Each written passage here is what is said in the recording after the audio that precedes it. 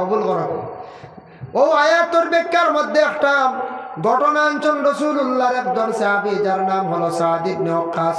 একদিন আল্লাহর রাসূলের কাছে গিয়া এখন, ইয়া রাসূলুল্লাহ, ইয়া হাবিবাল্লাহ, আপনার কাছে আসছি, আপনি খুব কইয়া দেখবা দোয়া কিভাবে করলে আল্লাহ কবুল করবা। রাসূলুল্লাহ ফরমান, সাদ ইবনে ওয়াক্কাস, তোমার দোয়া আল্লাহ কবুল করব হালাল রিজিক যদি খাইয়া থাকো। যে বান্দা হালাল খাইব তার দোয়া আল্লাহ কবুল করব, আর যে বান্দা যেই দিন যেই সময় হারাম খাইব সেই দিন থাকিয়া লাগাতারে 40 দিন পর্যন্ত হারামকারীর দোয়া আল্লাহ কবুল করে না। এর লাগে হারাম খাইলে আওলাদর ক্ষতি, আওলাদ হারামি হয়। হারাম খাইলে মানুষের ব্লাড মাংস গুলো হারাম হয়ে যায়। হারাম খানে বলার ইবাদত আল্লাহ কবুল করে না। দিল মুর্দ হয়ে যায়, দিল নরম থাকে না, ইবাদত বন্দেগি করতে কোনো মজা পাইতা নাই। হারাম খানেওয়ালা ব্যক্তির দোয়া উপর দিকে যায় না। এর লাগে হারামে মানুষের ধ্বংস করে বরবাদ করে নাই। আল্লাহকে ওয়াস্তে হালাল রিজিক কামাইবার চেষ্টা করতাম, হালাল রিজিক গুলো আমরা খাইয়া যাইতাম। দয়া করি আমরা হারাম থাকি আমরা বিরত থাকার চেষ্টা করতাম। হারামে আমরা নষ্ট করেন। এর লাগি মূল ইবাদত আল্লাহর দরবারে যদি গ্রহণ করাইতে চাই, আমরা রিজিকটা হালাল হইতো। আওলাদ যদি হালালি বানাইতে চাই, রিজিকটা হালাল হইতো। রিজিক যতক্ষণ পর্যন্ত হালাল হইছে না, কোনো কিচ্ছু আপনি আগ বাড়িতে পারতে নাই। বাড়িতে পারবা অবৈধ ব্যবসা, হারাম জিনিস নিয়ে মিশ্রিত করিয়া কম দিনে আপনি টাকা পয়সা বানাইলেই বা, কিন্তু এটা শান্তি থাকতো না, ইবাদত আল্লাহ গছিত না। এর জন্য মূল হইয়া থাকছে কি হালাল, হালাল ডিজাইন বক্কর করা। হালাল রিজিকের প্রতি হালাল খমু বাক্কা, খমু করক্কা খামাক্কা, হালাল এগুন যাইতে সময় হইয়া যাইব, আর হারাম এগুন দৌড়ে যাইব গিয়া। ইলাও দেখলাম বাবা, মানুষ ঠগাইয়া হারাম মানছে, হারাম ব্যবসা করছে, খাইছে, মানুষ ঠগাইয়া গরু আনছে, মানুষ ঠগাইয়া গাড়ি আনছে, আনিয়া বাড়িতে টাকা পয়সা বাজার জমাইছে। জীবনে দেখলাম বাবা, কিন্তু টাকা পয়সা জীবনে হাতে রইছে না। তার কারণটা কি দা বলে হারাম। মানুষ ঠগাইয়া মানুষরে মারিয়া টেকা বানাই লাইছন, 20 বছর গেল না, তার টেকা গেল গিয়া ব্যবসা রইল না। আল্লাহর বান্দাগার হারাম টেকা বেশি দিন চিরস্থায়ী থাকে না। ইটা কি হয়, কম দিনের মধ্যে ছাড়ি যায়। হারামে ক্ষতি করে। এর লাগি হারামে আসতে একদিন ধরব, বড় ধরনের রোগে আক্রান্তিত হইবা।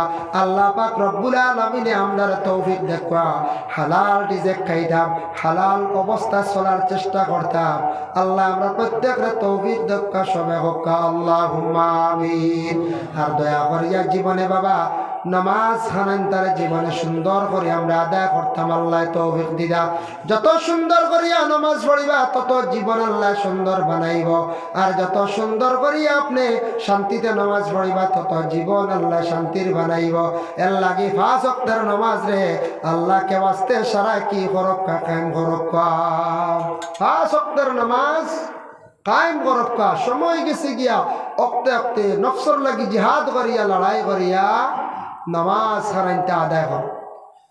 আর কি যারা বয়ে তৈছই না, বয়ে তোয়ার চেষ্টা করেন, যারা পীর মুর্শিদ ধরি লাইছন আর লাগতো না, নতুন ভাবে যারা বয়ে তৈবার খেয়াল আছে, আপনারা বয়ে তো নুজান দিয়ে জুনাইদ সাহেব বধ করায় ইজাজত প্রাপ্ত, মোস্তাক সাহেব বধ করান ইজাজত প্রাপ্ত, তারপরে সেটেলমেন্টর সাহেব বধ করান ইজাজত প্রাপ্ত, সারিমূলক সাহেব, আব্দুল জলিল নিজামী সাহেব, ফালঙ্গাঠি সাহেব, আমরা আশা মর্মে সাহেব, এরা বরাক বেলির মধ্যে বিশেষ করে ইজাজত প্রাপ্ত, এরা বয়ত করাইতে পারেন।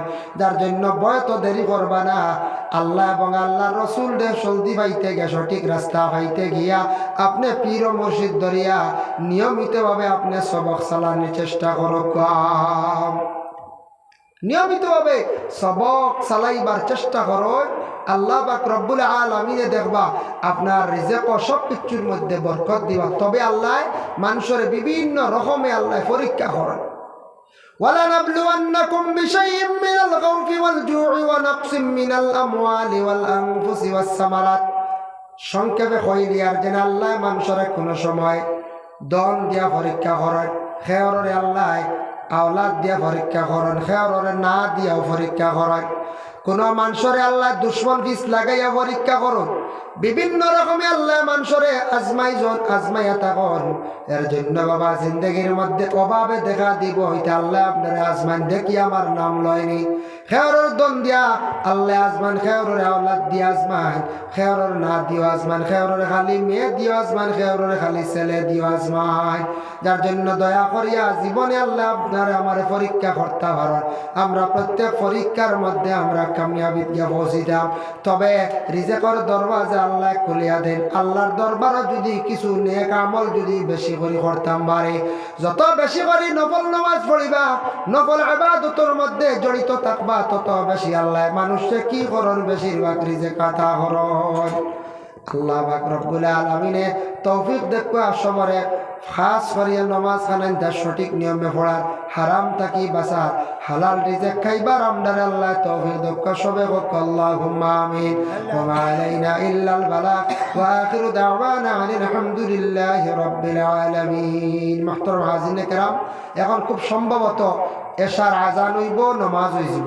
আর নামাজের পরে আজকের মাহফিলের প্রধান অতিথি আলহাজ হযরত মাওলানা ইমাদউদ্দিন সাহেব জাতুয়া মাদ্রাসার প্রধান শিক্ষক আপনারা খেদমত তশরিফ আনবা আপনারা আজকে এমনিও মোটামুটি আমরা সংখ্যা একটু কম তবে যাই না জানি টান বয়ান তো শোনা আছে নিশ্চয় তাই তানারে একটা বিষয় দিবাইছিয়া আমরা আলী আহমদ সাহেব তাই উপস্থিত হয়ে গেলে ও শুনবা নিশ্চয় উপস্থিত না হলে কইবা আমি কিছু হারাম বিষয় কিছু হারাম বা মহিলার ব্যাপারে পুরুষের ব্যাপারে কিছু আলোচনা করছি আলী আহমদ সাহেবের নামাজ মসজিদের গুরুত্ব নিয়ে আলোচনা করছেন তানরে ওলা আপনার চাই একটা ব্যবসা মানে বিষয় দেওয়ার চেষ্টা করবা ও বিষয়ের উপরে আলোচনা করবা যেটা প্রয়োজন তার বিষয় আপনারা দিলে বা কারণ আখতাইয়া নাও জানতে পারেন কোন বিষয় খেয়া করছেন বলা না আপনারা থাকবো তো ইনশাল্লাহ তখন জানি বেশ সময় নাই নামাজের ঘরে তানারে খুব সম্ভবত দেওয়া হয়ে যাব আর কেউ নাই সাপ তো হয়ে গেছেন ইয়া